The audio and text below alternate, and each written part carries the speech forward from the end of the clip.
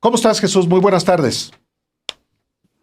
Hola, ¿qué tal? Muy buenas tardes. ¿Cómo estás, Álvaro? Alejandro, un gusto estar aquí con ustedes. Yo no lo. Estamos teniendo ¿No me ya. escuchan? Aquí Ahí está. está. Ahí Bueno, escucha. Ya pues un correcto, saludo, Jesús. Justo Álvaro, entró. un saludo, Alejandro. Es un placer estar aquí con ustedes en Los Periodistas. Entonces, la primera vez que nos das entrevista. Es la primera vez en 7 años. Pues qué Está bien, bien. nunca es tarde. Bueno, oye, Jesús Ramírez Cuevas, gracias por la oportunidad de conversar. La gran pregunta es, o la pregunta inicial con la que yo abriría es, ¿por qué Julio Scherer tiene una fijación en este libro en particular contigo, con otros personajes, pero contigo tiene claramente una fijación? ¿Por qué?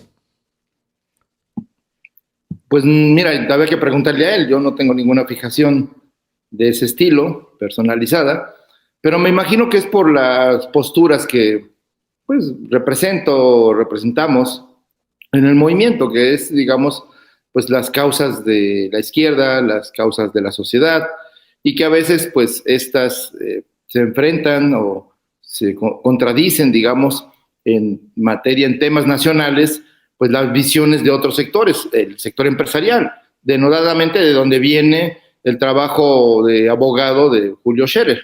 Se ha dedicado a defender empresas contra pueblos, contra ciudadanos que han recibido, pues han denunciado empresas y él ha estado del lado, pues, de las empresas, ¿no? Entonces, creo que podría ser una de las vertientes, dos visiones del mundo diferentes, ¿no? Desde donde se ve la realidad y que, pues, parece que eso molesta. Ahí se atreve a decir y incluso a calificar estas posturas de la izquierda, digamos, defensora del medio ambiente, del maíz, contra los transgénicos, contra el glifosato, que está probado que hace daño al medio ambiente y a la salud de los productores que lo aplican, y como si fueran, digamos, pruritos ideológicos y científicos, ¿no? Como si no tuvieran ciencia, como si la única ciencia fuera el desarrollismo empresarial. Entonces, creo que ahí él mismo expresa en sus opiniones pues este desencuentro de visiones, y yo creo que eso lo ha obsesionado, porque él defendió pues intereses a lo largo de su trayectoria e incluso dentro del gobierno que pues iban más del lado privado empresarial que de lo público y del interés nacional. Tú hablas de estas dos posiciones. ¿Eso ocurría en el gobierno o es solamente un asunto de carácter personal? Digo del gobierno porque si se trataba de algo más allá de lo personal, de representar intereses, tú unos y él otros, que chocaron y que han dado como resultado esto, porque no solamente eres tú, a ti te ubica como parte de un grupo de los duros. De los puros, duros, Sí. radicales. ¿Había impuros y blanditos? Pues hay de todo en la viña del Señor, no hay nada es taxativo y nada es, pues, digamos, de una sola visión. El mundo es muy plural y hay muchas maneras de entenderlo. Entonces, creo que aquí tú hablabas del gobierno. El gobierno de Andrés Manuel López Obrador fue absolutamente claro desde dónde gobernó, para quién gobernó, y que los logros que hizo, pues ahí están, son tangibles y los puede medir el pueblo de México. Se propuso ser un gobierno que fuera independiente del poder económico y se hizo un gobierno que no dependiera y que no trabajara exclusivamente para los intereses de la oligarquía nacional o extranjera, como era el caso del PRIAN neoliberal, que funcionó como pues correa de transmisión de los intereses transnacionales. Pero creo que en el gobierno fue muy claro el presidente Andrés Manuel López Obrador que se trató de un gobierno para el pueblo, por el pueblo y con el pueblo. Eso contradice completamente la visión neoliberal. Había compañeros dentro del gobierno, porque es una coalición de fuerzas, que sí defendían, digamos, esta visión más neoliberal, por decirlo así, más del interés del sector empresarial, porque así piensan que los que prosperan y hacen desarrollar las sociedades, pues no exclusivamente son las empresas. Esto la verdad no es así. Sin trabajadores y sin consumidores no habría ningún desarrollo económico, pero bueno, ese es un debate de otro tipo. Dice Julio Scherer, por ejemplo, hay una parte donde él hace mucho énfasis en distintos momentos en el libro. Él plantea que tú, Jesús, manipulabas, así lo plantea él, manipulabas al presidente López Obrador. Porque, por ejemplo, dice él en algún punto, dice, normalmente lo que el presidente planteaba en la mañanera, dice él, era la información que él le daba o que nosotros le dábamos. Nunca sentimos que fuera a cambiar lo que discutíamos. Pero sí existía el conflicto porque el presidente salía, leía la tarjetita de Jesús y caminando con él, de repente en la mañanera te enterabas de que ya se había peleado con un medio, que le había puesto una tunda espantosa a un periodista o que había dicho del empresario no sé qué. Eso eran los temas que se modificaban. Y luego él agrega, dice, esto particularmente generaba mucho escozor entre los empresarios. Todos tenían terror de aparecer en la mañanera. Eran capaces de hacer cualquier cosa con tal de no salir mencionados. Y él mantiene eso. Pero, bueno, sí habla de ti como un manipulador, pero habla del presidente como un manipulado. ¿Quieres que opine de eso? Pues el presidente de México, que digo, claro que puedo opinar, pero yo lo que veo es que Andrés Manuel ha sido uno de los pocos líderes de este país que ha podido marcar por su manera de entender el mundo, por su forma de hacer política y por este instinto que tenía político, pero que tenía dos vertientes: entender las coyunturas, pero también saber cómo piensa y cómo siente la gente. Perdón, es un líder completo, no necesita manipular para elegir una estrategia, para definir a un adversario, para entender un campo político en el cual actuar. Sería muy ridículo de mi parte o muy pretencioso pensar que podía yo influir de esa manera en un político entero, además de los mejores políticos que ha tenido este país, y que pues uno es un humilde periodista que ha hecho su trabajo y, claro, de la comunicación y de la información, y sí tengo, digamos, conocimientos de cultura general y de los problemas nacionales, pero no al grado de sentirme, yo qué sé, el poder tras el trono. Eso, la verdad, es ridículo. Andrés Manuel, y lo demostró a lo largo de su trayectoria y a lo largo de, pues, cada día que enfrentaba la mañanera. Digo, él no usaba apuntador, no usaba tarjetas para responder. Él tenía un bagaje suficiente y una visión del país suficientemente clara como para establecer los términos del debate. Si no se dejaba manipular por el sector empresarial que lo chantajeaba, si no se dejaba manipular por a veces sectores sociales que han usado, digamos, han pervertido las formas de lucha popular para convertirse en grupos clientelares y grupos de presión, cuanto menos de un integrante de su gabinete. En varios tramos del libro, en este diálogo de Julio Scherer Ibarra con el periodista Jorge Fernández Menéndez, hay de parte de Julio Scherer Ibarra reproches. Yo digo, el ajuste de cuentas de Julio Scherer Ibarra no es contigo, es con Andrés Manuel López Obrador. Y uno lee en el libro, que yo lo terminé de leer, que además de que era manipulable, por lo que él dice, pues que es ignorante, que es inepto, que es inclusive proclive a la victimización. Dice Julio Scherer que López Obrador hoy sería feliz si los gringos hicieran algo en su contra, porque es lo único que le falta. ¿Es este libro un ajuste de cuentas contigo o es en realidad con Andrés Manuel López Obrador, porque le atribuye la situación económica actual, la falta de electricidad, como lo dice en el propio libro, Jesús? Pues quizá es un ajuste de cuentas con su conciencia por la falta de escrúpulos, ¿no? no, y pues ahí, digamos, de su vínculo personal y de su, pues, hacer venganza o yo qué sé, porque el título tampoco se entiende, pues hacer de eso, pues una justificación de no sé qué, porque no sé a dónde va. Tampoco se reivindica él a sí mismo, o sea, queda como, pues alguien que estuvo ahí, vio y lo está testificando. Aquí lo importante, pienso yo, es a quién le sirve el libro. ¿Para qué es este libro?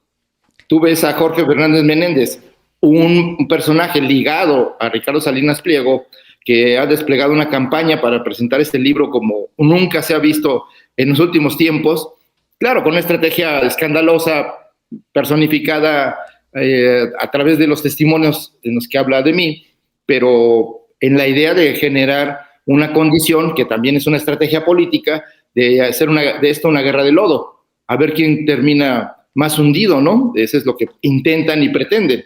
Por supuesto, en este movimiento, pues no nos interesa esta situación de salir a reivindicar a la persona por encima de todo lo demás, sin importar los costos, porque además, como bien se ha señalado, parte de nuestras responsabilidades son encargos, no son cargos que nos vuelven otro tipo de personas, son encargos que se cumplen y que se deben hacer respetando la Constitución, la ley y, por supuesto, los propósitos y los compromisos políticos que nos hicieron llegar al gobierno y que hicieron que Andrés Manuel fuera, en su momento, pues el presidente más votado de la historia. Entonces, creo que pues está muy claro que es un ajuste, pero pues con su conciencia, porque si pensaba todo eso y estuvo ahí, pues es un poco extraño, ¿no? Sobre el mismo coautor y la intención del libro, Jesús, a mí me llama mucho la atención la selección del personaje. Jorge Fernández Menéndez, pues es un abierto opositor de la izquierda, es un opositor férreo del expresidente López Obrador, de la presidenta Sheinbaum, de la 4T, de Morena, es decir, es una herramienta pues de una orientación política. ¿Por qué escoger ese personaje? Pues explica un poco la tendencia que quería darle Julio Scherer. Pero la pregunta es, ¿qué ese personaje no existía antes? ¿Por qué el presidente lo lleva a ese lugar en Palacio Nacional, Jesús? ¿A quién? ¿A Julio o a Julio? Jorge Fernández.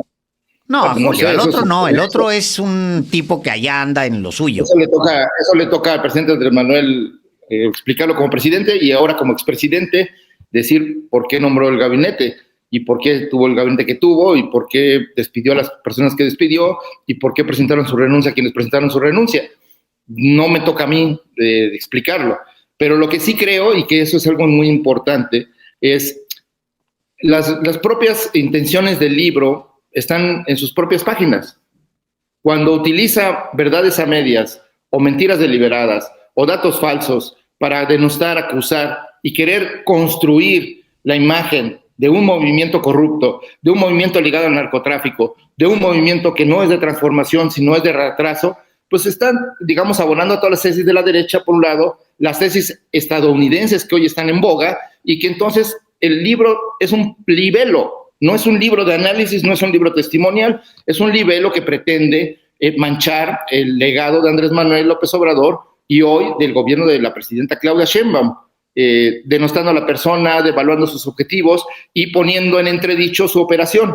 La lógica de las elecciones, la forma de lucha, ahí no hay épica, todos son intereses materiales, es tal como se retrata a sí mismo, cada quien ve lo que quiere ver y pues en mucho retrata el tipo de persona que no es.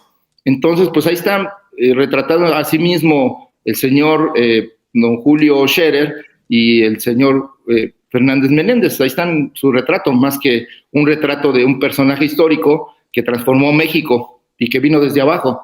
Que eso no lo van a aceptar, ni lo van a, digamos, no lo van a aceptar nunca.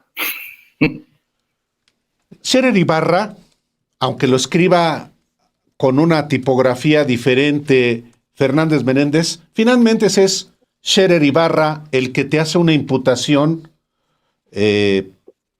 delictuosa cuando te vincula directamente a Sergio Carmona, supuesto traficante de combustible, asesinado en San Pedro Garza García, en Nuevo León. En algún momento va a tener que presentar, si no es que ya lo hizo, una denuncia penal en contra tuya, Julio Scherer Ibarra. ¿Por qué te vincula a ti en particular con conducta criminal, Jesús? Bueno, porque está claro que hasta donde sabemos, y ahí lo mismo un poco lo explica, es que esta familia Carmona pues tuvo acceso a la aduana a partir del 2015, en la época de Peña Nieto, y de la mano de Cabeza de Vaca, un gobernador panista, que hoy es el operador político de la oposición en Washington, que está, digamos, en la idea de la estrategia contra el gobierno de México desde Washington, que por cierto, la semana pasada, una periodista, Marta Olivia, presentó una denuncia ante la Comisión Interamericana de Derechos Humanos contra Cabeza de Vaca por desvío de fondos, por corrupción, por el asesinato de migrantes en su gobierno y por la persecución a periodistas. Entonces, creo que está muy claro que es en esa época donde se forja el huachicol fiscal, justo a través de la aduana de Reynosa y luego de Laredo, que esta familia pues se empodera o hace esos negocios. Después, pues entiendo que se acercó a personajes de Morena, y es donde él me quiere ligar, pero yo la verdad es que nunca tuve tratos con ese señor y nunca participé en una reunión ni preelectoral, ni electoral, ni de Tamaulipas, ni de Sinaloa, ni de Sonora, ni de Nayarit, ni de Colima, como él menciona en el libro. Y por supuesto todo lo que señalan ahí de las bitácoras de vuelo, los videos, las fotografías, pues que las muestren. No están los archivos Epstein ya en público, pues que lo saquen y que presenten su denuncia ante la fiscalía. No que utilicen rumores o versiones o espantando con el petate del muerto para intimidar y querer chantajear, o para utilizarlo como elemento en una guerra sucia. Jesús. Es todo lo contrario de un abogado. Un abogado supone que tiene una estrategia jurídica y presenta pruebas. Esa es su tarea. Ahora vemos a un abogado acusado de chantajes y acusado de tráfico de influencias y acusado de muchas cosas, pues usando una estrategia periodística, entre comillas, pues para servirle a los intereses contrarios al proceso de cambio que vive México. Pues eso lo retrata de cuerpo entero a él. Él no tiene ninguna foto tuya que te comprometa en algo. Te hago la pregunta para que la puedas responder. Pero comprometerme de lo que dice, no. De otras cosas, pues no sé qué me puede comprometer. Si me preguntas, reuniones con delincuentes, no. Creo no haberme reunido tampoco con un político del PRI y del PAN. Pero no, yo no me dedico a hacer negocios, yo no me dedico a gestionar empresas, no me dedico a financiar campañas. Yo soy un periodista que cree en la transformación social y política por la vía pacífica. Y él menciona eso. También, Jesús, ¿qué respuesta le das a eso que él menciona? Él menciona en algún momento el financiamiento justamente ilegal. Él habla de sacar fondos para dedicados y luego desviarlos hacia campañas políticas. A ver, bueno, ¿vas a hablarme de los electricistas? Sí, correcto. O sea, estás hablando del caso que pone del decreto del presidente López Obrador para hacer justicia social a 7,000 electricistas que Calderón despidió ilegalmente y que además liquidó de manera corrupta. Pues el ejemplo que puso ayer Jorge Fernández Menéndez en las redes para decir que está hablando de este caso, en realidad se refiere a la liquidación de los trabajadores electricistas que firmó Calderón y Javier Lozano. Entonces, ¿De qué están hablando? Ni saben de qué están hablando. No, ni siquiera hay investigación periodística, son rumores, son versiones. Lo que dice del supuesto contrato, además dice que estos son 27,000 millones que yo dispuse y que utilicé para campañas políticas. Perdón, un hoyo de esa naturaleza en el presupuesto público, con la presión del gasto público que tenemos, pues no solo hubiera sido un problema legal, hubiera sido un problema financiero internacional. No veo, o sea, tendría que haber consecuencias si eso hubiera ocurrido. Lo que sucede es que se firmó el decreto de justicia social para los electricistas que habían sido despedidos ilegalmente y que no habían tenido acceso a la pensión que firmó Calderón porque no les reconocieron los derechos laborales a los que sí tenían de acuerdo a la Ley Federal del Trabajo. Lo que se hizo fue resarcir una injusticia. Ahora, esos 27,000 millones de pesos es una corrida financiera que hicieron las personas del INDEP, del Instituto Nacional para el Devolverle al Pueblo lo Robado, de aquí al 2086. Sí. Si todos vivieran, o lo que se supone que sobrevivieron los electricistas, hay una previsión presupuestal hasta el 2086 que desde hoy hasta el 2086 son 27,000 millones de pesos. No se van a gastar, pero esas corridas las tienen que hacer para prever si la gente por alguna razón extraordinaria vive más de 100 años. Entonces, está ahí. La mayoría de los electricistas, desgraciadamente, o buena parte de ellos, ya no están aquí. Entonces, eso es un absurdo. O sea, habla de la inconsistencia que tienen los datos que se presentan. Te pongo otro ejemplo. Hablan de que yo financio medios de comunicación y de que he utilizado los contratos de regeneración para desviarlos, para no sé, me imagino que para tener una casa como él sí tiene en el exterior, en el extranjero o en otros lados. Yo no. Y también te diría que nunca firmé un contrato, porque no era mi responsabilidad, la impresión del periódico Regeneración. Yo durante 9 años, 8 años con precisión, durante 8 años fui director de Regeneración, del periódico Morena, cuando antes de que se llamara Morena. Pero yo solo hacía el trabajo editorial y hacía el diseño con un equipo, pero yo no lo imprimía. Yo participaba en el diseño de la distribución, iba a presentar el periódico, estaba pendiente de que se distribuyera, pero yo nunca tuve acceso a las finanzas para pagar el periódico, ni en el 2010, ni en el 2018, y mucho menos porque después de que llegamos al gobierno, a partir de diciembre de 2018, yo ya no tuve ninguna responsabilidad partidista, ya el periódico pasó a manos de la responsabilidad del partido, porque forma parte de los estatutos del partido, el periódico Regeneración. Entonces, todo es inconsistente, no hay un solo contrato, no hay una sola evidencia física que me ligue a esos fraudes o esos supuestos desvíos o a esas amistades non santas o criminales. Hay otra parte del libro de Julio Scherer Ibarra que también vincula justamente el caso de los ex trabajadores de la Compañía de Luces y Fuerza del Centro, este decreto que es del 2022, con lo que pasa 2024 con la candidatura de Clara Brugada, que para Scherer Ibarra debió haber sido el que ganó la encuesta, Omar García Harfuch, y te culpa a ti de una rebelión y de generar una situación política para que la candidatura fuera para Clara Brugada. Lo que dice en sus letras, y que no es verdad y es pura mentira, es que yo utilicé ese encargo de resolver ese problema de injusticia de los electricistas cuando se hace el decreto y comienza a hacer el registro, de que a esa gente yo la obligué o la llevé o la utilicé políticamente para llevarla hacia el apoyo a Clara Brugada. Perdón, qué poca, pues no sé, si se tiene poca conciencia de lo que es la gente, ¿no? La gente no se deja de manipular tan así, y menos ahora.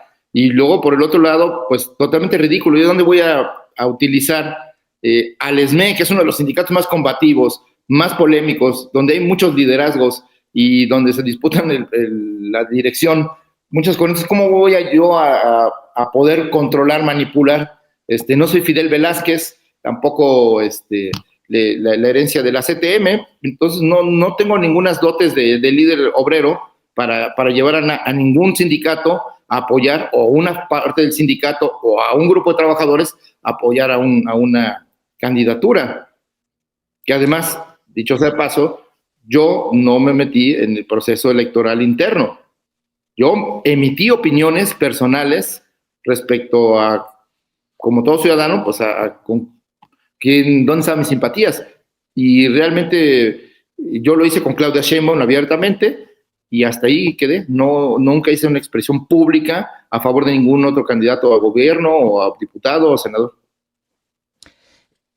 Álvaro, terminó ya el libro, yo estoy en eso. Sí se siente en el libro un tiro de escopeta contra la 4T de Julio. Es un tiro, pum, muchos perdigones por todos lados. Sí tiene una clavazón, digamos, contigo y principalmente es una cosa con el presidente López Obrador. Le quiere reclamar a él, quiere estar detrás de él. ¿Por qué ahorita, Jesús? ¿Por qué? ¿Cuál es tu tesis? ¿Por qué publicar esta tesis de él ahorita, este ataque a la 4T, que al final es a la presidenta de México, es a Morena, es a la izquierda, es a ti, es al presidente? ¿Por qué ahorita? Te voy a decir, todos los ataques ya se habían dicho mediana o fuertemente en los medios a lo largo de este tiempo. Lo del glifosato, lo del maíz transgénico, lo de los electricistas, incluso lo que saca de regeneración y del supuesto fraude de 2.800 millones, ya lo había publicado Excelsior, el propio Fernández Menéndez. O sea, no hay nada nuevo, todo ya estaba dicho. Entonces, ¿qué es lo que hace nuevo este libro? ¿O cuál es el elemento que le agrega a la coyuntura este libelo? Pues se trata del exconsejero jurídico de Andrés Manuel López Obrador. Si lo dice López Dóriga, o lo dice Fernández Menéndez, o lo dice Salinas Pliego, o lo dice cualquier comunicador o político de izquierda, o de derecha, de lo que sea, pues no tiene el mismo efecto que un colaborador cercano de Andrés Manuel está confesando y diciendo y revelando situaciones inconfesables, situaciones que van a poner en entredicho el proyecto, al personaje, al gobierno mismo, en su calidad moral, en su credibilidad. Le quieren pegar a la línea de flotación del gobierno. Eso es una estrategia política. No tiene nada que ver con lo personal, aunque tiene elementos biográficos personales. Esto es ponerse del lado de los enemigos de la Cuarta Transformación y servirle a intereses extranjeros que quieren debilitar la soberanía nacional, debilitando al gobierno. Entonces hay que decirlo con sus letras. Eso es lo que lo hace diferente. Julio Scherer Ibarra trabaja ya para el sector conservador, para el otro bloque opositor al proyecto de la Cuarta Transformación. Pues no lo sé, pero pregúntale a todos los jilgueros y comentaristas y intérpretes de la derecha que han estado contra el gobierno, todos sin excepción, han comentado y le han dedicado horas a ese libro. Scherer Ibarra valida entonces la narrativa de la derecha contra la Cuarta Transformación. Pues al ser tan malo el libro, ni siquiera lo valida porque termina siendo agua de borrajas. No lleva a ningún lado. Es un despropósito. No va a cumplir su objetivo porque está mal hecho. Perdón, los periodistas como ustedes saben cómo se hace un libro de periodismo. Tú que tienes una investigación sobre el Yunque que ha trascendido en el tiempo, sabes lo difícil que es presentar una buena investigación periodística consistente para que, digamos, cambie la percepción, el conocimiento de un tema y también modifique las realidades, porque eso también modifica realidades. Este libro no tiene nada que no sea la coyuntura y utilizar el nombre, la cercanía al expresidente como elementos de argumento y de fuerza para darle credibilidad. Es lo único que tiene. Por último, de mi parte, Alejandro, perdón, Jesús, abusando, hoy eres el coordinador de asesores de la presidenta de México. ¿Qué efectos ha tenido o puede tener un cúmulo de acusaciones contra el expresidente, contra ti, que le puede afectar a la presidenta de México? ¿Puede afectarle a la propia presidenta de México y a ti mismo en tu responsabilidad pública? Pues mira, es tan obvio los objetivos, las intenciones, la forma, que si la campaña de narcopresidente o de narcopresidenta, o que son los mismos, que forman un entorno nacional e internacional adverso al gobierno, y que además se proponen pedir una intervención extranjera para deponer al gobierno, para cambiar la circunstancia, pues te diría que no nos va a afectar. Lo que aquí tiene que ser, y lo que es importante es que la gente sepa y vea cuál es la intención detrás de la publicación del libro y qué intereses son los que lo están promoviendo. Porque tú me dirás, y te pongo un reto, dime qué libro en la historia reciente de México ha tenido la cobertura de este libro. Digo, ni un libro de Octavio Paz tuvo una cobertura tal, ni cuando ganó el premio Nobel. Entonces, ha sido hasta el último comunicador de la última estación de radio de Caborca que ha hablado del libro. O sea, sí hicieron un trabajo, es más, pasaron los adelantos. Es lamentable que periodistas con nombre y prestigio terminen o comiencen diciendo, me pasaron el libro y me pasaron el capítulo que tengo que leer, empiezan a leer un capítulo que no era, y dicen, no, perdón, no era este, era este. Y entonces era donde ya se referían a mí, ¿verdad? Porque estaba leyendo otro. Entonces, está inducido, o sea, no solo se hicieron los adelantos, estaba inducido la forma de presentación, la secuencia informativa, los casos tipo que había que colocar en el imaginario de la gente para que empezara a decir, ya ven, se los dijimos, sí son corruptos, sí son narcopolíticos y sí son el horror del mundo. Ese es el propósito de este libro, nada más que les puedo decir que es un despropósito, porque ya no logró ese objetivo.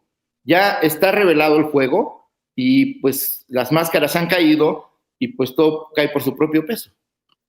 Jesús, una última pregunta de mi parte. Viendo lo que acabas de narrar y lo que se puede apreciar en redes, en los medios, sobre todo en la televisión, por ejemplo, ¿sientes tú que hay un reagrupamiento o están afinando estrategias estos sectores de derecha y ultraderecha? Ahora realmente todo es ultraderecha, están relacionados con las causas de la ultraderecha, se movieron todos hacia allá. ¿Sientes tú que lo que estamos viendo es sí una reorganización, un reagrupamiento de estas fuerzas de ultraderecha en México junto con las de afuera, del exterior? Sí, bueno, eso ya lo vemos, ¿no? No fueron a hacer su reunión el fin de semana en Washington, bueno, en Estados Unidos, no Washington, en Estados Unidos, ¿y para qué? Pues para juntarse como aquí no tienen fuerza política en la población, pues tienen que tomarla de fuera, y por eso visitan tanto Madrid, y por eso van tanto a Estados Unidos, porque aquí nadie los hace caso, o muy poca gente. Entonces, creo que sí es importante, y creo que tú, Alejandro, precisamente ha sido parte de toda esta nueva campaña de ubicar actores que ellos consideran aliados del gobierno o comunicadores que contradicen o critican a los actores de la derecha y la oposición, y pues obviamente es una ofensiva general para empezar a minar la credibilidad de periodistas, de escritores, de políticos, de partidos y de gobiernos. Entonces, sí yo creo que esto va a continuar y va a crecer en la medida en que la desesperación aumente, y más en la cercanía del proceso electoral, donde los números no les checan. O sea, la oposición está demasiado deprimida en el apoyo popular, y entonces es muy difícil que puedan ganar en el 27. Entonces, están desesperados y quieren por la vía del hecho o por la vía de la denostación, de la guerra sucia, lograr lo que no pueden lograr con un proyecto propio, con una alternativa de nación, con políticas que sí sean una opción para México. No tienen nada, no tienen proyecto, no tienen política, es decir, no tienen ni una lectura crítica de los problemas de México ni sus soluciones. Entonces, pues estamos en una oposición muy troglodita, ¿no? Que se dedica a querer sacar fotografías de periodistas para que los persigan y los denosten en público. Eso lo hacían las SS en Alemania, eso lo están haciendo en Estados Unidos, eso es fascismo. Y entonces el presidente del PRI, que se supone que era el internacional socialista, que reivindicaba la izquierda, etcétera, ahora en el papel de un partido palero, de derecha, de ultraderecha, fascista. Entonces, pues está el mundo al revés. Pero creo que, pues, viendo la acción y la reacción de la gente, pues no les está saliendo la jugada. Y creo que la gente tiene más claro que la defensa de nuestro país pasa por la unidad nacional, pero en torno a los valores de los mexicanos, en torno a los intereses de los mexicanos, en torno a la defensa de nuestro territorio y nuestros recursos naturales, no en torno a que vengan a rescatarnos del norte y que luego nos vengan a convertir en Groenlandia si quisieran, ¿no? Una última pregunta. ¿Qué tanto estaban platicando afuera del Palacio Nacional? Porque es que vi el video, de verdad nos hemos estado riendo. Yo me estuve riendo. Tú con Villamil, ¿no? Con Villamil, que están los dos platicando. Yo digo que debe haber 400,000 videos tuyos con Villamil platicando, pero pues de una vez para saber qué estaban platicando. Bueno, el momento exacto en el que está el video, estamos viendo las audiencias del sistema público de radiodifusión, viendo pues, cuánta gente vio los periodistas el domingo y cuántos ven punto de referencia y cómo les va a maciosar. Estamos viendo las audiencias. Poco antes habíamos estado viendo un video de Estados Unidos, pero estábamos comentando las noticias, hechos de otra naturaleza, no estamos, como dice el clásico, pues ni sudamos calenturas ajenas, ni tampoco sudamos calenturas que no nos tocan. O sea, nos pueden acusar de lo que quieran, porque eso es parte de la vida política, pero pues quien acusa debe probar, y esa es una de las máximas del periodismo. Y la segunda, la máxima de los abogados: si conoces un delito, denúncialo ante la autoridad, porque si no te vuelves, como decía el consejero jurídico de Presidencia, decían que no te volvías cómplice, te volvías encubridor. Jesús. Muchísimas gracias, Jesús Ramírez Cuevas, coordinador de asesores de la Presidencia de México, ex coordinador de comunicación social con Andrés Manuel López Obrador. Gracias. Gracias a ustedes. Un saludo.